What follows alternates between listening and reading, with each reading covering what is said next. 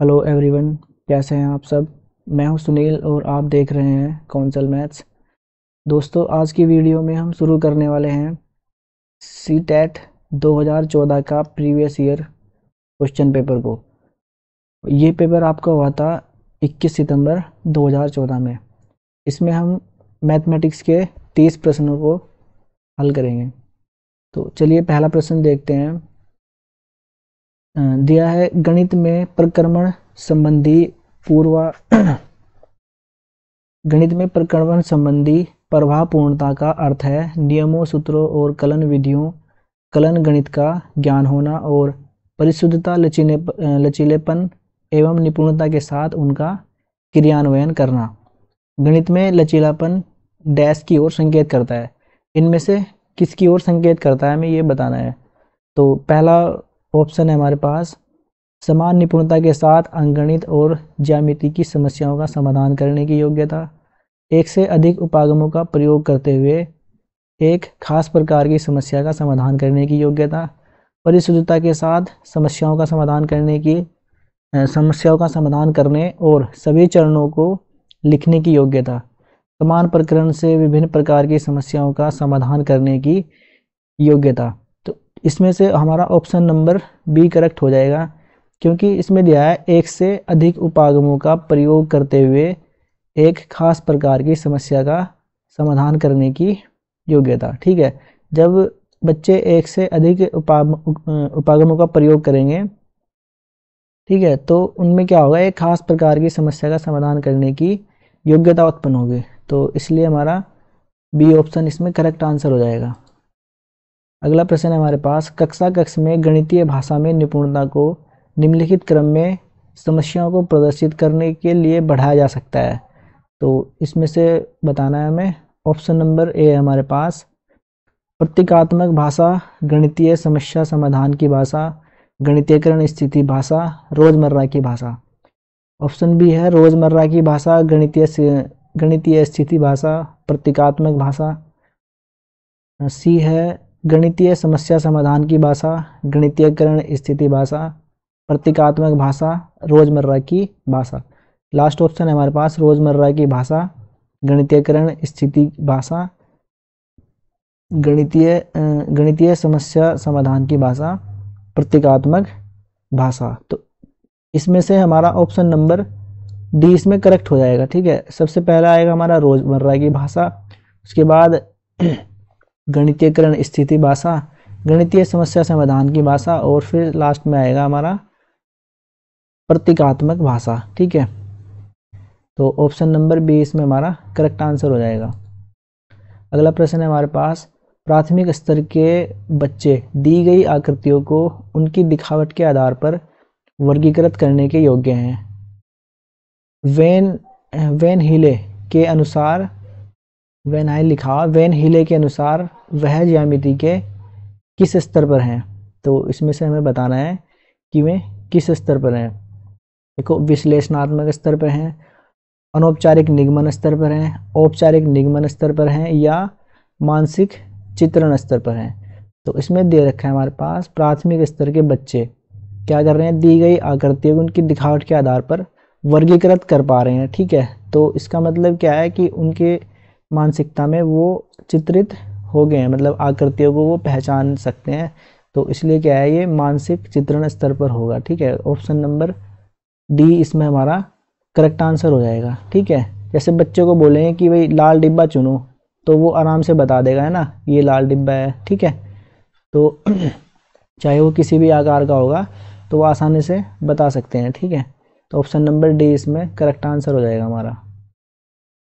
अगला प्रश्न है हमारे पास, कक्षा 3 में एक शिक्षक शिक्षार्थियों को 4562 और 728 का योग करने के लिए कहता है। ठीक है, टीचर ने दिया ये योग करने के लिए। ठीक है, तो योग करने के लिए कहता है, एक शिक्षार्थी प्रश्न के उत्तर में निम्न प्रकार से प्रतिक्रिया करता है। तो जोड़ने के लिए बोला है उनको कि भाई जोड़ो ये और ये। ठीक है, तो यह प्रतिक्रिया दर्शाती है। तो बच्चे ने किस तरह से जोड़ा, इस तरह से जोड़ दिया ना, ये जोड़ दिया 6 और 2 जोड़ दिया 8, ये यहाँ पे ये 42 इधर लिख दिया और 7 5 और ये 11 कर दिया बस। तो यह प्रतिक्रिया क्या दर्शा रही है कि बच्चे में किस चीज़ की कमी है? स्थानीय मान की अवधारणा, पुनः समूहीकरण के द्वारा योग के कौशल की कमी है, या फिर योग के सही क्रम की अवधारणा, योग के कौशल की अवधारणा। तो पेडागोजी का क्वेश्चन है ये, ठीक है। इसमें क्या आएगा हमारा करेक्ट आंसर? ऑप्शन नंबर ए, बच्चे को स्थानीय मान का नहीं पता है, ठीक है, कि इकाई को इकाई में जोड़ना होता है, दहाई को दहाई में, है ना। तो ये नहीं पता है उसको स्थानीय मान, इकाई, दहाई, सैकड़ा। तो इस चीज़ की कमी है, इस तरह, इसलिए इसी वजह से बच्चे ने इस तरह से जोड़ा है इसमें, ठीक है।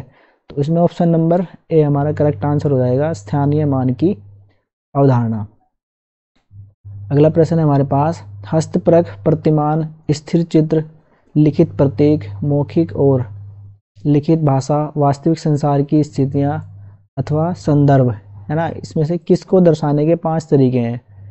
तो ये बताना है हमें। ऑप्शन नंबर ए हमारे पास ज्यामितीय प्रमाण, गणित की पाठ्यचर्या, गणितीय शब्द भंडार, गणितीय चिंतन एवं विचार। तो इसमें देखो करेक्ट आंसर आपका ऑप्शन नंबर डी हो जाएगा। इसमें क्या है, इसमें एक तो विचार भी आ रहा है, ठीक है, और गणितीय चिंतन आ रहा है, ठीक है, क्योंकि किस चीज़ के बारे में दे रखा है? मौखिक और लिखित भाषा, वास्तविक संसार की स्थितियाँ, संदर्भ को दर्शाने के 5 तरीके हैं, ठीक है। तो क्या होगा? गणितीय चिंतन और विचार इसका करेक्ट आंसर हो जाएगा।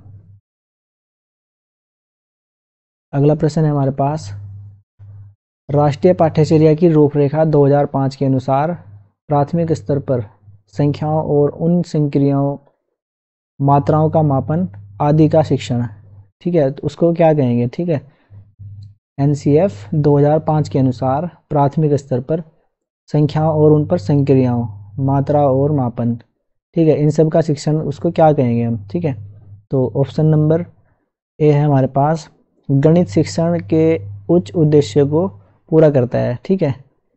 और दूसरा ऑप्शन है, बच्चे की चिंतन प्रक्रिया को गणितीकरण के उद्देश्य को पूरा करता है, महत्वपूर्ण गणित शिक्षण के उद्देश्य को पूरा करता है, गणित शिक्षण के संकीर्ण उद्देश्य को पूरा करता है। तो इसमें ऑप्शन नंबर डी हमारा करेक्ट आंसर हो जाएगा, ठीक है, क्योंकि क्या होगा? गणित शिक्षण के संकीर्ण उद्देश्य, संकीर्ण का मतलब है इसमें सभी चीज़ आ जाएंगे, ठीक है। ये देखो उच्च उद्देश्य दे रहा है इसमें, ठीक है, तो ये भी हमारा आंसर नहीं होगा। चिंतन प्रक्रिया के गणितीय उद्देश्य को पूरा करता है, ठीक है। तो इसमें जो हमें अपने मन से उत्तर देना होता है, जो हमें बेस्ट ऑप्शन लगता है उसी का हम आंसर देते हैं, ठीक है। तो सबसे बेस्ट ऑप्शन इसमें यही होगा कि गणितीय शिक्षण के संकीर्ण उद्देश्य को पूरा करता है। ऑप्शन नंबर डी इसमें हमारा करेक्ट आंसर हो जाएगा। अगला प्रश्न है हमारे पास, कक्षा 4 की पाठ्यपुस्तक से दी गई निम्नलिखित समस्याओं में से कौन सी बहु अनुशासनात्मक समस्या की ओर संकेत करती है? तो बताना है। ऑप्शन नंबर ए हमारे पास, दी गई आकृति का दर्पण छवि प्रतिबिंब का आरेख बनाइए। दी गई आकृति में कितनी सममित रेखाएं हैं?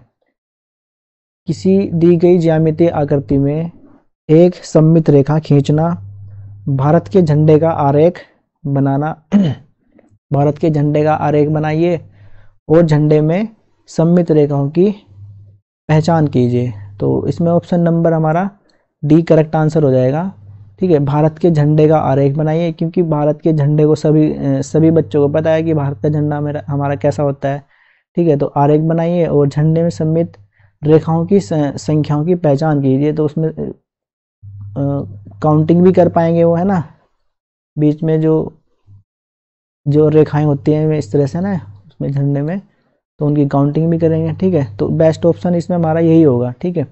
जब भारत के झंडे का आरेख बनाइए, ठीक है, एक तो आरेख भी बना पाएंगे वो, और फिर उसमें क्या है, मैथमेटिक का वो काउंटिंग भी कर पाएंगे। तो इसलिए बेस्ट ऑप्शन इसमें हमारा option number D correct answer हो जाएगा। निम्नलिखित ग्रिड वर्गाकार कागज पर खींचा जाता है, ठीक है। तो इस तरह से बनाया है एक स्क्वायर। तो ये कह रहे हैं कि किसकी ओर संकेत करता है इनमें से? यह निरूपण लिखा हुआ, यह निरूपण किसकी ओर संकेत करता है, ठीक है। तो स्थानीय मान की अवधारणा, दहाई और इकाई की तुल्यता, गणितीय खेल, गिनतारा अबेकस पर संख्याओं की स्थिति। तो देखो इसमें ठीक है, ये इकाई, दहाई, है ना, सैकड़ा और हजार, ये दे भी रखा है इन्होंने, वंस, टेंस, 100, 1000। ठीक है, तो इसमें क्या पता चल रहा है हमें, ये एक स्थानीय मान की अवधारणा को क्या कर रहा है, इंडिकेट कर रहा है, स्थानीय मान की अवधारणा को निरूपित करता है। ये जो दे रखा है ना स्क्वायर, इस तरह से ये वाला और ये वाला, देखो इसमें क्या है, ये इकाई में 3 है, ठीक है, कितना है, 3 इकाई, और फिर ये कहाँ है, ये दहाई के स्थान पे है, ये दहाई के स्थान पे है तो 3 दहाई, है ना, और अगर यहाँ सैकड़े के स्थान पे होता तो फिर ये सैकड़े को इंडिकेट करता, यहाँ पे ऐसे 3 बिंदु, हजार के स्थान पे होता तो यहाँ पे इंडिकेट करता। ठीक है, तो इसमें से क्या है, स्थानीय मान की अवधारणा को समझा रहे हैं ये बच्चे को, स्थानीय मान की धारणा को समझाने के लिए ये एक प्रकार का निरूपण है। तो ऑप्शन नंबर ए इसमें हमारा करेक्ट आंसर हो जाएगा। अगला प्रश्न है हमारे पास, मानसिक गणित संबंधी गतिविधियां महत्वपूर्ण हैं क्योंकि वह निम्नलिखित में से किसी एक के लिए अवसर उपलब्ध कराती है। ठीक है, इनमें से जो 4 ऑप्शन दे रखे हैं किसी एक के लिए अवसर उपलब्ध कराती है, वो बताना है। ऑप्शन नंबर ए हमारे पास, पेपर पेंसिल का उपयोग करते हुए कक्षा में प्रक्रियाओं को सीखने में निपुणता प्राप्त करना, कलन विधि एल्गोरिथम को सीखने में निपुणता प्राप्त करना और कम समय में अधिक संख्या में समस्याओं का अभ्यास करना। ऑप्शन सी है हमारे पास, परिकलन में परिशुद्धता के साथ उनकी गति को बढ़ाने और परीक्षाओं में उनके निष्पादन में सुधार करने में मदद करना।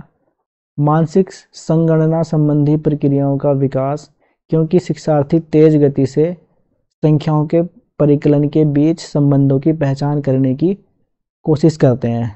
तो ऑप्शन नंबर डी ही इसमें हमारा करेक्ट आंसर हो जाएगा। ठीक है, इसमें क्या दिया हुआ है देखो, मानसिक संगणना संबंधी प्रक्रियाओं का विकास। ठीक है, क्या कर पाएंगे, अवसर उपलब्ध कराएंगे तो क्या होगा, मानसिक संबंधी प्रक्रियाओं का विकास होगा क्योंकि शिक्षार्थी तेज गति से संख्याओं का परिकलन और उनके बीच में जो संबंध है उनकी पहचान करने की कोशिश करते हैं। ठीक है, इस तरह की गतिविधियों से। ठीक है, मानसिक गणित संबंधी, इसमें ऑप्शन में भी दे रखा है हमारा, मानसिक गणित संबंधी गतिविधियां महत्वपूर्ण है। क्यों महत्वपूर्ण है, ठीक है, देखो इसमें ही हमारा ऑप्शन नंबर डी में ही दे रखा है, केवल मानसिक संगणना, इसमें भी नहीं है ना, मानसिक वर्ड इसमें भी नहीं दिया हुआ, तो इसमें भी नहीं दिया हुआ। ऑप्शन नंबर डी इसलिए हमारा करेक्ट आंसर हो जाएगा। ठीक है,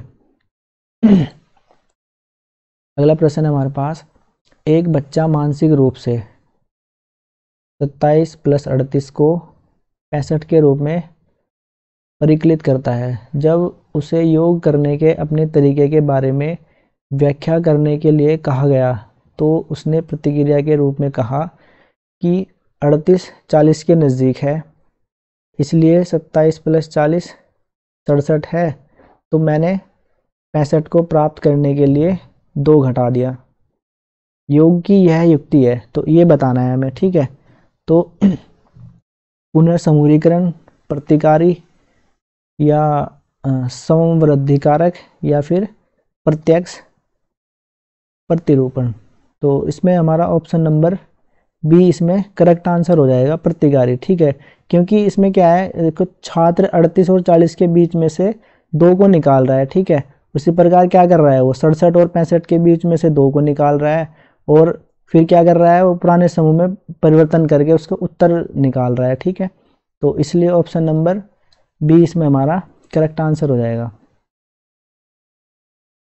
अगला प्रश्न है हमारे पास, जियो बोर्ड किसके शिक्षण का एक प्रभावी साधन है। ठीक है, तो ऑप्शन नंबर ए है हमारे पास, ज्यामितीय आकृतियां और उनकी विशेषताएं। तो जियो बोर्ड से हम बच्चों को ज़्यादातर क्या सिखा सकते हैं, ज्यामितीय आकृतियां, इसी के लिए इसका मेन यूज होता है। ठीक है, तो ऑप्शन नंबर ए ही इसमें हमारा करेक्ट आंसर हो जाएगा। आकृतियां और उनकी विशेषताओं को समझाने के लिए ही हम जियो बोर्ड का प्रयोग करते हैं। ठीक है, द्विविम और त्रिविम आकृतियों में अंतर करना, सममिति की अवधारणाएं, आधारभूत ज्यामितीय अवधारणाओं जैसे किरणें, रेखाएं और कोण। ठीक है, तो ऑप्शन नंबर ए इसमें हमारा बेस्ट आंसर होगा। ज्यामितीय आकृतियां और उनकी विशेषताओं को समझाने के लिए हम क्या करते हैं, जियो बोर्ड का उपयोग करते हैं। ऑप्शन नंबर ए इसमें हमारा करेक्ट आंसर हो जाएगा। अगला प्रश्न है हमारे पास, प्राथमिक कक्षा का एक बच्चा संख्या चिन्हों, सिक्कों एवं घड़ी की सुइयों में अंतर स्थापित नहीं कर पाता।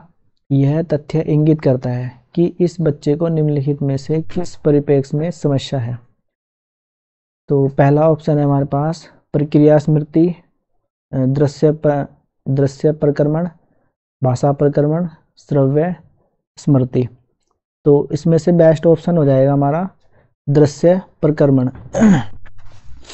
क्योंकि देखो प्राथमिक कक्षा का एक बच्चा है, इसमें क्या दिया हुआ, संक्रिया चिन्हों, सिक्कों एवं घड़ी की सुइयों में अंतर स्थापित नहीं कर पा रहा है वो, ठीक है। तो ये किसकी ओर इंगित कर रहा है हमारे, ये दृश्य यानी कि देखने की ओर ही तो इंगित कर रहा है वो, ठीक है।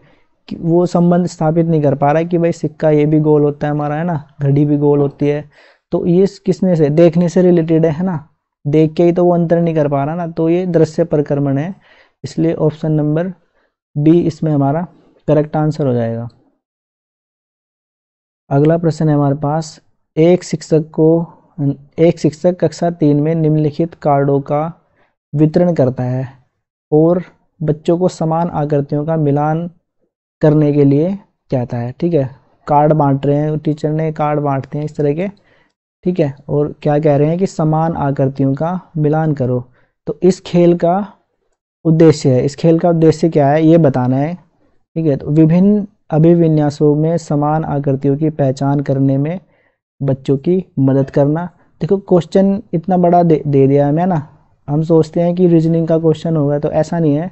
ऑप्शन पढ़ के हमें आसानी से समझ आ जाता है। इसमें लिखा विभिन्न अभिविन्यासों में समान आकृतियों की पहचान करने में बच्चों की मदद करना, तो बेस्ट ऑप्शन हमारा यही होगा इसमें best answer. Option number A ही इसका करेक्ट आंसर है, ठीक है। क्योंकि आकृतियों की पहचान करने में क्या करेगा वो, बच्चों की मदद करना है, ठीक है। तो इसमें पॉजिटिव वर्ड क्या है मेरा, ये बच्चों की मदद करना, तो इसी से मैंने लगा दिया इसमें कि ऑप्शन नंबर ए हमारा इसमें करेक्ट आंसर है। दूसरा दिया हुआ है इसमें, आँख हाथ में समन्वय को बढ़ाना, समानता और सर्वांग समता की अवधारणा। सर्वांग समता कक्षा 9 में होता है ये चीज़, है ना। कक्ष के वातावरण में व्यस्त रखना बच्चों को जरूरी नहीं है, और आनंददायक बनाना ये भी जरूरी नहीं है। तो ऑप्शन नंबर ए ही इसमें हमारा करेक्ट आंसर है। अगला प्रश्न है हमारे पास, निम्न में से कौन सा सही नहीं है। 1 किलोग्राम बराबर नहीं, 1 किलोग्राम 12 ग्राम किसके बराबर है, ये, ठीक है। और अगला है हमारा 10 मीटर 10 सेंटीमीटर, और सी है हमारा 23/100 किसके बराबर है, ये। तो यही मेरा इसमें क्या है, सही नहीं है। देखो मैंने क्यों पहचान लिया, कितना लिखा हुआ 23/100। तो अगर मैं 23 को 100 से भाग देता हूँ, ठीक है, 100 से भाग देंगे तो सबसे पहले क्या करेंगे हम, भाग नहीं जा रहा है, देखो 100 छोटी संख्या है, नहीं 100 बड़ी संख्या है और 23 छोटी संख्या है। तो सबसे पहले हम क्या करेंगे, दशमलव लगाएंगे, फिर 0 बढ़ाएंगे, ठीक है, और फिर मैं भाग दूंगा 2 बार, तो आ जाएगा मेरा 200, नीचे बचेगा मेरा 30, फिर दशमलव लगा रखा है हमने, 0 बढ़ाएंगे, फिर कितना आएगा 300। तो भाग दे के तो ये आएगा, अगर मैं 23 को भाग देता हूँ 100 से, तो मेरा आंसर कितना आ रहा है, आंसर आ रहा है मेरा 0.23। तो वही तो बताना है इसमें, जो सही नहीं है वही बताना है। तो इसमें हम आसानी से पहचान कर सकते हैं, अगर ये 3/100 होता इस तरह से, ठीक है। तो एक तरीका और होता है इसका, जैसे कि जितने अंक नीचे हैं, जितनी 0 हैं उतने अंक के बाद ऊपर दशमलव लगा लो। 1 अंक दिया हुआ मुझे ऊपर, और नीचे कितनी 0 हैं, 2 0 हैं, तो 1 0 मैं अपनी तरफ से बढ़ाऊंगा और ये यहाँ पे दशमलव लगा लेंगे। तो इस तरह से भी आंसर निकाल सकते हैं। यहाँ से भी हम डायरेक्ट आंसर निकाल सकते हैं, नीचे 100 है, 2 0 है, तो 2 अंक के बाद दशमलव, यही हमारा आंसर आया था। तो इसमें क्या दिया हुआ है इन्होंने, 2.30, तो ये हमारा गलत आंसर दे रखा है, ठीक है। तो यही पूछ रहे हैं वो निम्न में से कौन सा सही नहीं है, तो ऑप्शन नंबर सी इसमें सही नहीं है। बाकी ये तीनों सही दे रखे हैं, 1 किलोग्राम में 1 किलोग्राम और 12 ग्राम, तो ऐसे ही होता है, ये भी सही है। 10 मीटर और 10 सेंटीमीटर यानी कि 1010 सेंटीमीटर, ये भी सही दे रखा है। 1 मिलीलीटर 1 सेंटीमीटर का दशांश होता है, ये भी सही दे रखा है। ठीक है, तो ऑप्शन नंबर सी इसमें हमारा गलत दे रखा है, तो यही हमारा सही आंसर हो जाएगा, क्योंकि वो पूछ रहा है सही नहीं है। अगला प्रश्न है हमारे पास गुणनफल, ये ठीक है, इसमें से कौन सी संख्या घटाई जाए ताकि कितना प्राप्त हो, ये मिल जाए हमें। ठीक है, तो क्या करेंगे, या तो इसकी गुणा करके इसमें से घटा दो।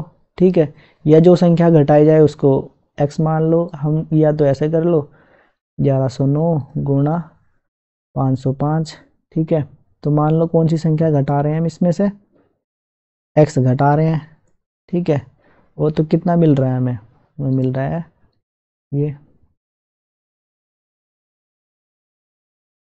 50। ठीक है, तो इसकी जब हम गुणा करेंगे, है ना, इसकी गुणा करेंगे तो कितना आएगा हमारे पास,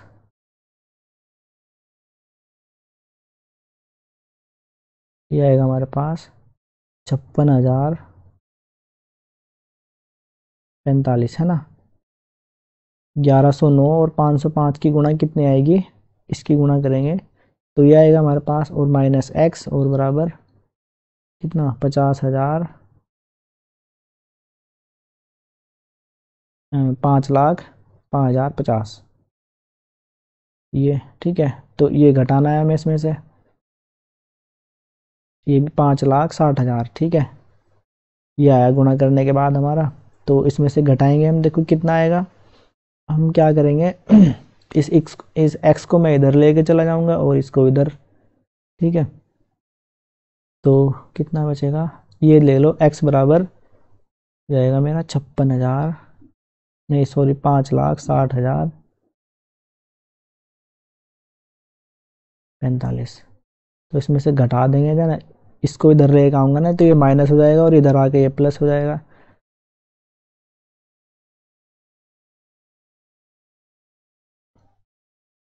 ये इस तरह से, तो जब घटाएंगे हम तो कितना मिलेगा हमें, घटा दो 5 9 9 4 और 5, तो 54,995, 54,995 ऑप्शन नंबर बी इसमें हमारा करेक्ट आंसर हो जाएगा। अगला प्रश्न है हमारे पास 210 के धनात्मक गुणनखंडों का योगफल। तो 210 के क्या करने हैं, हमें गुणनखंड करने हैं, और धनात्मक गुणनखंडों, धनात्मक तो आएंगे ही क्योंकि ये पॉजिटिव है, तो उनका क्या करना है, योगफल निकालना है। ठीक है, तो देख लेंगे 210 के धनात्मक गुणनखंडों का योगफल, तो वो लिखेंगे 210 के धनात्मक गुणनखंड कितने होंगे,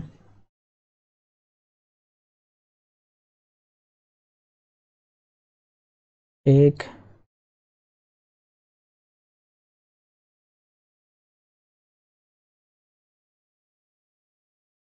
ये जाएगा हमारा 1 2 plus 3 plus 5 plus 6 plus 7 plus 10 plus 14 plus 15 plus 21 plus 30 और प्लस 35 प्लस 42 प्लस 70 और प्लस 105 प्लस 210। ठीक है, तो 210 तक कह रहे थे ना, वो 210 तक कह रहे हैं, तो इनका क्या करना है, यानी कि ये सब इसके गुणनखंड है। ठीक है, अगर हमें गुणनखंड निकालते हैं ऐसे इस तरह से 210 के अगर हम गुणनखंड निकाल लेंगे तो ये सब आएंगे, तो उन सब का गुणनखंड निकालने के बाद हमें पेयर मिलेंगे इस तरह से। ठीक है, जैसे कि ये है ना, एक पेयर ये है मेरा, कितना है 105, और इसमें गुणा करेंगे एक की 2 की, तो कितना मिलेगा मुझे 210 मिल रहा है। तो इस तरह के गुणनखंड बनेंगे हमारे ये। तो मैंने क्या किया, डायरेक्ट गुणनखंड ले लिए और इनको मैं क्या कर रहा हूँ, जोड़ दे रहा हूँ। ठीक है, तो इनको जोड़ेंगे जब हम, तो इनका जोड़ कितना आएगा हमारे पास, जोड़ आएगा हमारा 576। ठीक है, 576 हमारा ऑप्शन नंबर डी इसमें करेक्ट आंसर हो जाएगा। ठीक है, गुणनखंड आप निकाल के देख लेना, इस तरह से निकालते हैं, इस तरह से। ठीक है, तो गुणनखंड जो जोड़े बनेंगे वो ये सब जोड़े मिलेंगे हमें इस तरह से ना, जैसे मैंने बताया 105 गुना 2 210। ठीक है, तो फिर उनको क्या करना है, जोड़ देंगे, जोड़ने के बाद हमारा ये आंसर आएगा। अगला प्रश्न है हमारे पास, एक टंकी में 240 लीटर, ठीक है, और 128 मिलीलीटर दूध है, जिसको 16 जारों जो एक ही साइज के हैं। ठीक है, 16 जारों में ये जो एक ही साइज के हैं उनमें क्या करना है, पूर्णतः भरा जा सकता है। ऐसे 22 जारों में कितना दूध होगा, तो ये बताना है हमें। ठीक है, तो देख लेंगे इसमें सबसे पहले एक जार का निकाल लेंगे हम, है ना। एक जार में दूध कितना होगा, 240 है ना, ये 240 लीटर। ठीक है, 240 लीटर और कितना, 128 मिलीलीटर। ठीक है, तो इतना है, ये एक जार में यानी कि एक टंकी में इतना भरा जा रहा है। ठीक है, तो क्या करेंगे, इसको 16 जारों में भरा जा रहा है, कितने दूध को, इतना इतना दूध कितने में भरे जा रहा है, 16 में भरे जा रहा है। तो एक जार में निकालने के लिए हम क्या करेंगे, इसको 16 से भाग दे देंगे। ठीक है, तो अब ये कह रहे हैं कि 22 में बताओ कितना भरा जाएगा, तो 22 में देखेंगे तो ये करेंगे हम 240 और 240 लीटर और 128 मिली लीटर। ठीक है, और बटा 16, तो क्या करेंगे, एक में कितना है, एक में इतना भरा जा रहा, तो 22 में कितना भरा जाएगा, इसकी गुणा कर देंगे 22 की इसमें। ठीक है, तो अब देखो इसको क्या करना है हमें, 240, ठीक है, ये दिया हुआ ना 240, इसको लिखेंगे 240 128। ठीक है, तो इतना लिख लेंगे, इसमें क्या हो जाएगा, ये इतना हो जाएगा, ये ml में कन्वर्ट कर लेंगे इसको, टोटल इतने ml हो जाएगा ये। ठीक है, कितने, 240 इकाई ढाई सैकड़ा हजार 2,40,128 ml दूध हो जाएगा हमारा। ठीक है, और किस में भरना है, यो 22 बोतलों में। ठीक है, और बटा कितना था नीचे, 16। ठीक है, तो इसको जब हम सोल्व करेंगे तो ये आएगा हमारा 300, ये 30 और 176, सोल्व करने के बाद ये आएगा हमारा।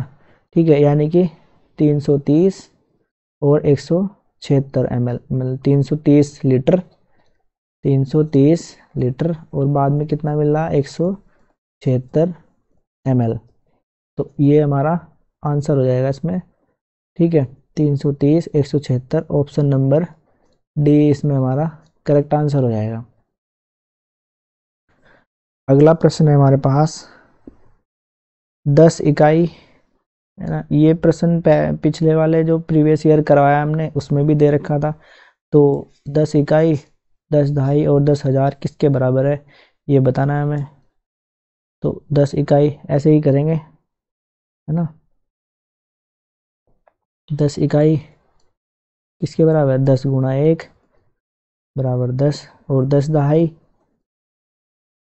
10 दहाई 10 गुणा 10 हो गए, है ना। और फिर 10,000, 10,000 यानी कि 10 गुणा 1000, तो ये जाएगा हमारा 10,000। तो इसमें जोड़ देंगे, ये जोड़ेंगे ना,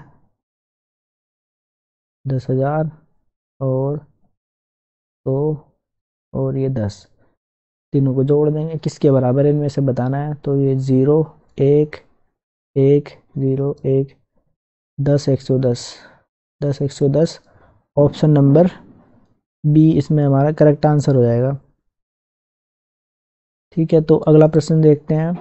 गोरंग ने गोरंग ने सोमवार को कितना दिया हुआ, 4 से ही 1/2 घंटे, मंगलवार को 190 मिनट, बुधवार को 5:20 AM से इतने AM तक, शुक्रवार को, ठीक है, 240 मिनट काम किया। उसे 1 घंटा काम करने में, 1 घंटा काम करने के कितने मिलते हैं, 42 रुपये मिलते हैं। उसने सोमवार से लेकर शुक्रवार तक कुल कितना कमाया, ठीक है, तो ये बताना है हमें। ठीक है, तो इसमें क्या करेंगे, सबसे पहले निकाल लेंगे इसमें, ठीक है, कितना, 4 से ही 1/2 घंटे, इसकी कुल निकाल लेंगे कि कुल कितना कमाया उसने, ठीक है, कुल कमाई, कुल कमाई निकाल लेंगे। तो कितने मिलते हैं, पहले तो उसको ये देख लो कितने घंटे काम कर रहा है वो, और 42 रुपये मिलते हैं उसको। तो यानी कि 189 रुपये है ना। ये करेंगे ना, 4 दूनी 8 और 1 9/2 गुना 42, ठीक है, 4 दूनी 8 और 1 9/2 गुना 142, तो आ जाएगा हमारा 189, ठीक है। तो मंगलवार को कुल कमाई कितनी है इसकी, मंगलवार की निकाल लेंगे। मंगलवार की कितनी है, 190/60, 190 मिनट कमाया ना इसने मंगलवार को, 190 मिनट काम करा, ठीक है। 190 मिनट को हम घंटे में कन्वर्ट करेंगे तो 60 से भाग दे दूंगा मैं, ठीक है। इतने ये हमारे क्या हो जाएंगे, घंटे, क्योंकि ये मिनट दे रखी है और ये घंटे दे रखे हैं। तो टोटल काम हमको किस में करना है, घंटों में कन्वर्ट करके करना है। तो 190 मिनट को जब घंटों में बदलूंगा मैं, तो क्या करेंगे, 60 से भाग दे देंगे, तो ये हमारा घंटे में आ जाएगा, और 42 रुपये मिल रहे हैं उसको, ठीक है। तो इसको करेंगे तो 0 से 0 और ये 7, ठीक है, और गुणा करेंगे तो,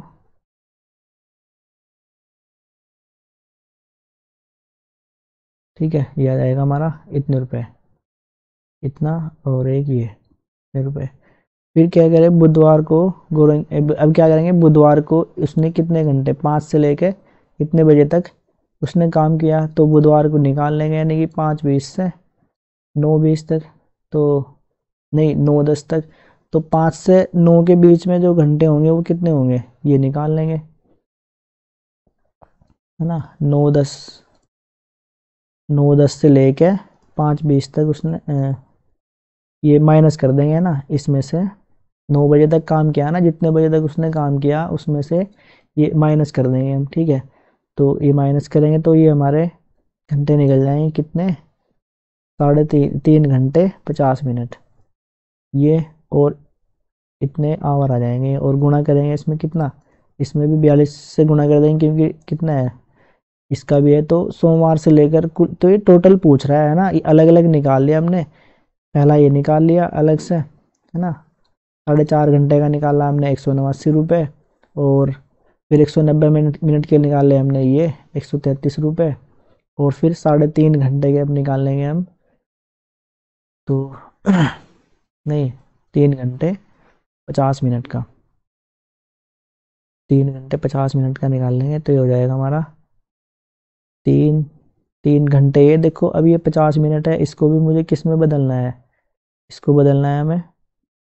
तो हम क्या करेंगे, अगर मैं इसको मिनट है ये, तो 60 में बदलने के लिए 60 से वो करूँगा भाग, तो ये हो जाएगा मेरा 5/6। इस 50 को क्या लिख लूँगा मैं, 5/6, और ये घंटे हो जाएंगे हमारे, ठीक है, और गुणा 42। तो अब इसको करेंगे, ठीक है, इसको सोल्व करेंगे तो ये आ जाएगा मेरा 200, ये आ जाएगा 161, कितना आएगा हमारा 161, तो 161 रुपये आ गया, ठीक है। और फिर कह रहे कि, तो अब टोटल देखना है, टोटल कितना है हमारा, 220 शुक्रवार को गोरंग की कुल कमाई, शुक्रवार को पूछ रहे हैं, ठीक है, शुक्रवार को कितना किया उसने, देखो 4 दे रखे हैं इसमें, 1 2 और तीसरा ये, चौथा 220 मिनट, शुक्रवार को कितना किया उसने, शुक्रवार को 220 मिनट काम किया उसने। तो 220 को भी हम ऐसे ही करेंगे, 220 ये मिनट दे रखे हैं तो घंटे में कन्वर्ट करेंगे और फिर गुणा करेंगे 42 से, ठीक है, 42 रुपये से। तो ये निकल जाएंगे हमें कितने रुपए इसमें, ये जाएंगे हमारे 154 रुपये।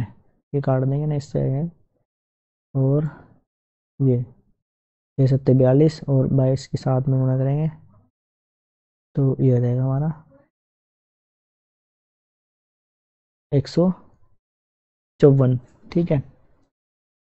तो अब टोटल कह रहे थे, वो टोटल देख लो, है ना। सबसे पहले दिन कितने कमाए उसने, 189, फिर उसने कितने कमाए 133, फिर 161 रुपये, और फिर सबसे लास्ट में ये हमारे 154, ठीक है। तो इनको जोड़ देंगे तो कितना आ रहा है हमारा 637 रुपये। तो 637, इसमें हमारा option number C correct answer हो जाएगा। थोड़ा लेंथी क्वेश्चन है ये। अगला प्रश्न है हमारे पास, 4 और 2/3 समकोणों में डिग्रियों की संख्या है। तो ये क्वेश्चन भी आ रखा है पहले, है ना। ये समकोण पूछ रहे हैं, तो समकोण कितना होता है हमारा 90 डिग्री का। और कितना कह रहे हैं कि पहले 4 कह रहे हैं, तो 4 का निकाल लो पहले, 9 चौक 36, ये 360 हो जाएगा।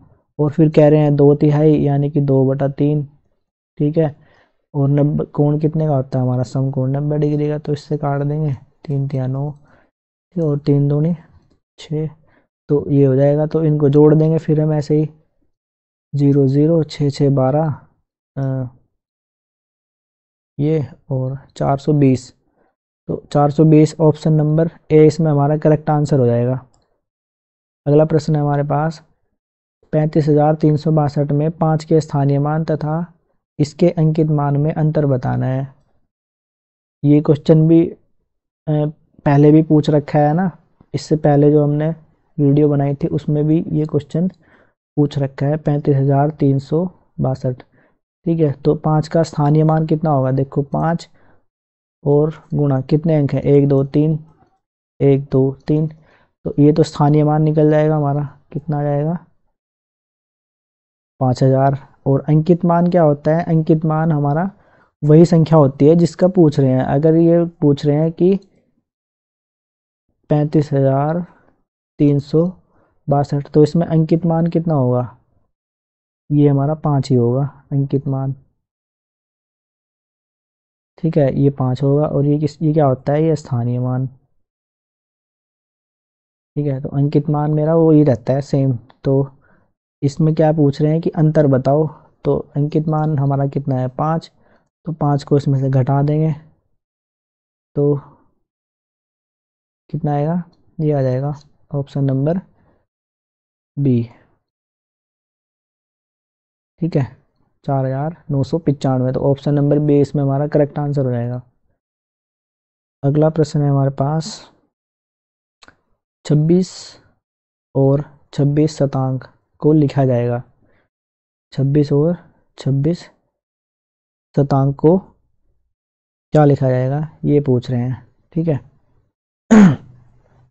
तो 26 को तो हम ऐसे ही लिखेंगे, ये लिख दिया। देखो शतांक पूछ रहे हैं तो उसमें क्या करते हैं, शतांक हमारा होता है 100 का, ठीक है। तो इसमें क्या करेंगे, हम ऐड करेंगे 26/100, ठीक है। अगर वो कहते हैं दशांश, क्या कहते हैं वो दशांश, अगर वो दशांश कहते तो मैं लिखता 26/10, ठीक है। एक हमारा दशांश होता है और एक हमारा शतांक होता है। शतांक में क्या करते हैं, बटा 100 से करते हैं, ठीक है। और अगर वो एक होता है सहस्त्रांश, ये कक्षा 7 में दे रखे हैं इस तरह से ना, शतांक दशांश शतांश। तो सहस्त्रांश होता है उसको लिखते हैं हम 1000, ठीक है। तो अगर सहस्त्रांश पूछते हैं तो 26/1000 इसमें जोड़ देते हैं हम। तो इसको जोड़ेंगे तो कितना आएगा, इसको जोड़ दो, ये आ जाएगा मेरा 26 प्लस, अब देखो इसको क्या लिख सकता हूँ मैं, है ना, भाग दूंगा मैं तो कितना, वही कितनी है, नीचे 2 जीरो हैं तो 2 अंक के बाद दशमलव, तो एक अंक तो ये है मेरा, एक अंक ये है, एक दो, 2 अंक के बाद दशमलव, तो यहाँ लगेगी दशमलव, और ये तो इस तरह से जब जोड़ूंगा मैं इसमें तो 0.26 ये जोड़ दूंगा। अब 26 और ये जब इसको जोड़ेंगे तो आंसर आएगा हमारा 26.26। ठीक है, तो ऑप्शन नंबर ए इसमें हमारा करेक्ट आंसर हो जाएगा, 26.26। तो अगला प्रश्न है हमारे पास, 4, 5, 6 का सबसे छोटा सारगुणज और 5, 6 और 9 का सबसे छोटा सारगुणज। ठीक है, एक तो 4, 5, 6 और 5, 6, 9, इनका क्या है, देखो सबसे छोटा सारगुणज पूछ रहे हैं तो हम क्या करते हैं, 4, 5, 6 इनका एलसीएम निकाल लेंगे, तो कितना आएगा, 2 से करूँगा, 2 दूनी 4, 5, 2 तिया 6, फिर 2 एकम 2, 5 और 3, तो ये आ रहा है कितना, 2 × 2 × 5 × 3। ठीक है, तो कितना आ रहा है, 5 तिया 15 दूनी 30 दूनी, ये आ रहा है 60, है ना, इसका कितना आ रहा है, 60, है ना, इसका लैसे कितना आ रहा है, 4, 5, 6 का क्या निकालना है हमने, ये निकालना है हमने एलसीएम, तो एलसीएम कितना आया हमारा, 60 आया इनका। सबसे छोटा सारगुणज बोलते हैं एलसीएम। ठीक है, लोवेस्ट कॉमन फैक्टर, इसको हिंदी में तो बोलते हैं सबसे छोटा सारगुणज, इंग्लिश में बोलते हैं इसको लोवेस्ट कॉमन फैक्टर, यानी कि लोवेस्ट से एल, कॉमन से सी, और फैक्टर से ये एलसीएफ। ठीक है, एलसीएम,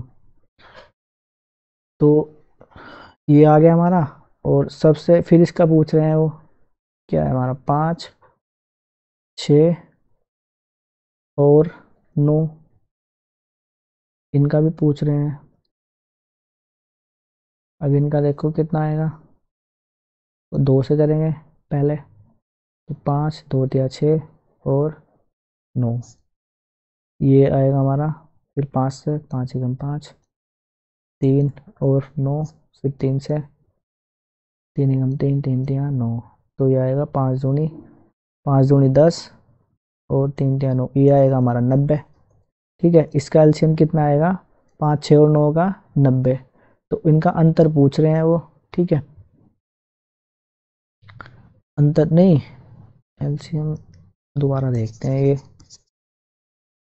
90 नहीं आएगा, कितना है, 5, 6 और 9, 3 से करेंगे, 5, 3 दूनी 6, 3 तिया 9,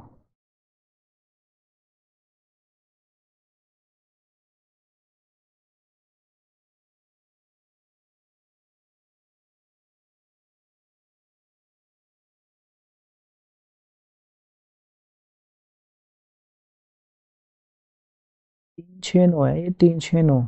ठीक है, ये 3, 6, 9 है, 3, 6, 9, तभी तो आंसर गलत आ रहा है हमारा, 3, 6, 9, 3, 6, 9, 3, 6, 9, तो 3, 6, 9 का एलसीएम 18 आएगा हमारा, 18 आएगा, तो 18 इसमें से माइनस करेंगे तो आंसर आएगा हमारा 42 ऑप्शन नंबर डी इसमें हमारा करेक्ट आंसर हो जाएगा। ये यहाँ पे ना मिस प्रिंट हो रखा है, ये 5 नहीं है, ये 3 होगा यहाँ पे, 3।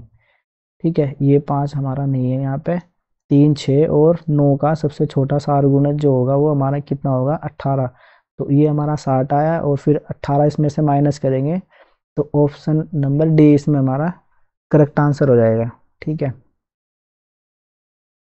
अगला प्रश्न है हमारे पास, ये दे रखा है 19,009 को भाग देना है 11 से, और 9,090 को 11 से, तो इनके क्या कह रहे हैं कि प्राप्त शेष फलों का गुणनफल बताना है हमें। ठीक है, प्राप्त शेष फलों का गुणनफल बताइए, तो देख लो, 19, 9 ऐसे, तो 11 से भाग देंगे, 11 से भाग देंगे तो देखो 11, ये बचेगा 8 और ऊपर से 0, 77 और फिर बचेगा 3, फिर 0, फिर 22, फिर 8, फिर 9, फिर 11 8 में 88। तो एक शेष बच रहा है हमारा, कितना बच रहा है इसमें, इसका कितना आया हमारा, ये एक शेष बच रहा है, कितना, एक शेष पहले का, इस वाले का एक शेष बच रहा है। ऐसे ही इसका कर लेंगे, 90, 90, इसमें देखो 11 से भाग देंगे, 88, तो कितना बचेगा, ये 2, फिर 9, 11 दूनी 22, 7 और 0,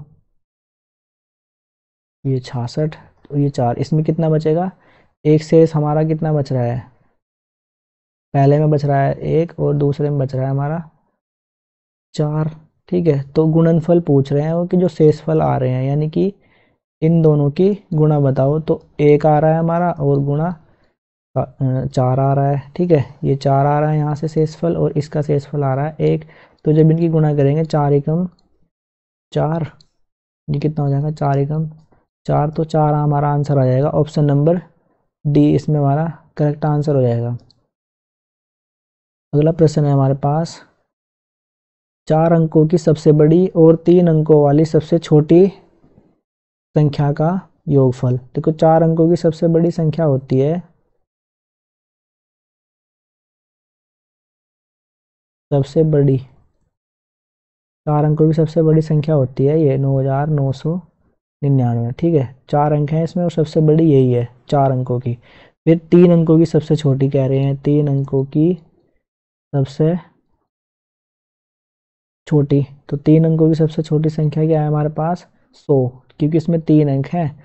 और अगर मैं इससे जब बड़ी लूँगा तो 101 हमारी क्या हो जाएगी, बड़ी। इससे कम कितनी है, 100 से कम हमारी 99 होती है, लेकिन वो इसमें कितने अंक है, 2, तो 3 अंकों की सबसे छोटी हमारी 100 हो जाएगी। इनका योगफल पूछ रहे हैं वो, तो जोड़ दो इनको उठा के, 9 9 है ना, ये जोड़ेंगे 9 9 10। ठीक है, ये तो इसमें क्या आएगा, ऑप्शन नंबर बी इसमें हमारा करेक्ट आंसर हो जाएगा 55 का। अगला प्रश्न है हमारे पास, पानी की एक टंकी 11 मीटर लंबी, 10 मीटर चौड़ी और 9 मीटर ऊंची है। इसमें 6 मीटर की ऊंचाई तक पानी भरा गया है। टंकी का कितना भाग खाली है, ये बताना है हमें। ठीक है, यानी कि टैंक का कुल आयतन निकाल लेंगे। पहले हम क्या करेंगे, आयतन निकाल लेंगे, टैंक का आयतन। तो आयतन का फॉर्मूला हमारा वही होता है 11 लंबाई गुणा चौड़ाई गुणा ऊंचाई। ठीक है, इसमें देखो टंकी, ये ऐसा नहीं होता कि टंकी हमारी गोल ही होती है ना, टंकी ऐसी भी हो सकती है।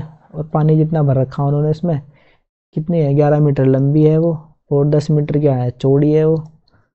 ठीक है, और फिर इस तरह से है ना, और इतनी भर रखी है, वो बता रहे हैं कि इतनी, यानी कि हाइट उन्होंने कितनी दे रखी है उसकी, 6 मीटर, 6 मीटर तक भरी हुई है वो। तो इसका आयतन निकाल लेंगे, यानी कि लंबाई गुणा चौड़ाई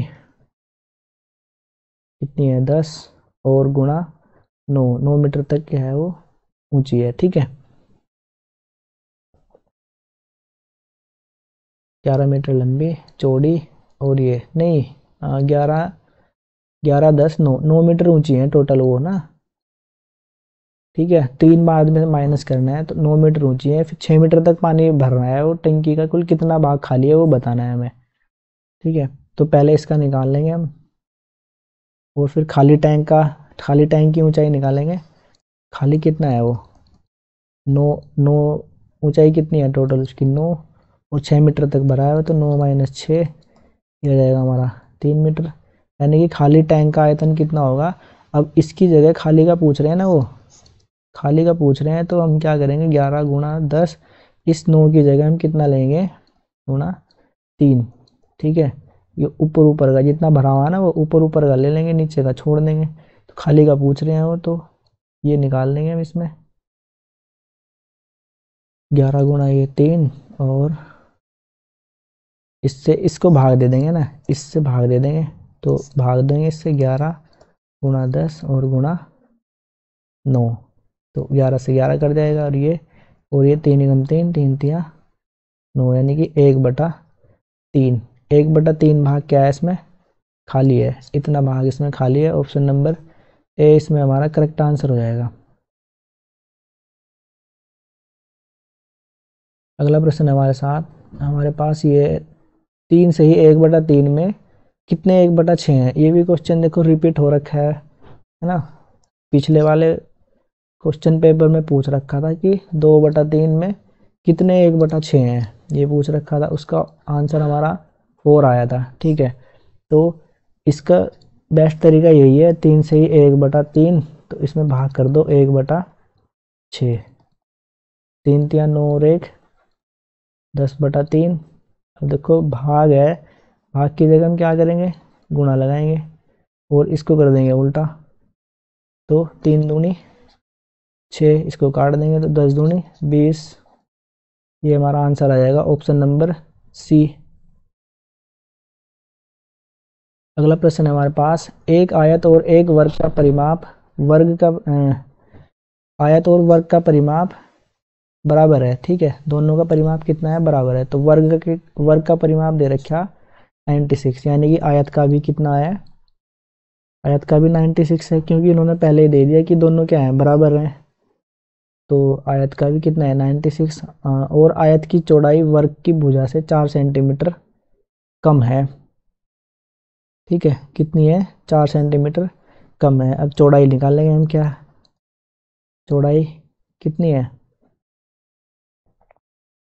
आयत की, देखो वर्ग का पहले निकाल लेंगे हम, क्या होता है भुजा गुना 4 गुना भुजा, है ना। वर्ग का कितना दे रखा है, ये परिमाप दे रखा है, तो भुजा गुना 4 गुना 4 कितना दे रखा हमारे पास 96, यानी कि भुजा अगर मैं निकाल लूंगा, भुजा कितनी आ जाएगी यहाँ से 96, ये भुजा आएगी हमारी 24, इसके बटे में जाएगा ना, ये 4 से काट दूंगा, ये इस तरह से 96/4 काटेंगे तो कितना आएगा 24 सेंटीमीटर, तो भुजा आएगी। तो आयत की चौड़ाई कितनी होगी हमारे पास, आयत की चौड़ाई, तो 24 में से माइनस कर दूंगा मैं 4, इन्होंने दे रखा है ना कि आयत की चौड़ाई वर्ग की भुजा से 4 सेंटीमीटर कम है। वर्ग की भुजा निकाल ली, इसलिए तो निकाल ली हमने, वर्ग की भुजा इसलिए निकाल ली है कि वर्ग का परिमाप भी 96 है, आयत का परिमाप भी 96 है। तो वर्ग का जो एरिया होता है वो कितना होता है, भुजा गुणा 4। ठीक है, वर्ग का परिमाप का फॉर्मूला होता है भुजा गुणा 4। तो यहाँ से हमारी क्या आई, ये वर्ग की भुजा आई। ठीक है, वर्ग की भुजा, तो वर्ग की भुजा कितनी आई 24, और ये कह रहे हैं कि आयत की चौड़ाई वर्ग की भुजा से 4 सेंटीमीटर कम है, तो वर्ग की भुजा आई 24, तो इसमें से घटाएंगे तो ये 20 आ जाएगी हमारे पास आयत की चौड़ाई। ये आयत की चौड़ाई कितनी आएगी हमारे पास 20। तो अब ये कह रहे हैं कि तब आयत का क्षेत्रफल का दुगना किसके बराबर है, आयत का क्षेत्रफल का दुगना। तो निकालेंगे अब, क्या निकालेंगे, पहले 2 इंटू लंबाई प्लस चौड़ाई, ये आयत का परिमाप होता है, कितना दिया हुआ 96। 2 इंटू लंबाई हमें क्या करना है, निकालनी है, तो लंबाई को ऐसे ही लिख लेंगे। चौड़ाई कितनी थी हमारी 20 आई है, और बराबर 96, तो ये हो जाएगा हमारा लंबाई प्लस 20 बराबर 96/2। इसको करेंगे हम 96/2, 2 से काट देंगे, इसको 2 से काट दूंगा, 2 चौक 8, 2 8 16। ठीक है, तो फिर लंबाई कितनी रहेगी यहाँ से हमारी, इस 20 को उधर ले जाकर घटा दूंगा मैं, 48 माइनस 20, तो ये आ जाएगी हमारी 28।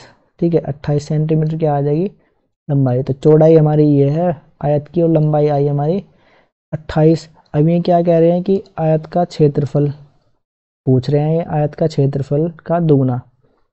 तो यहाँ देखेंगे आयत के क्षेत्रफल का दुगना क्या होगा, 2 इंटू एल इंटू बी, और बराबर किसके होगा 2 इंटू 28 गुना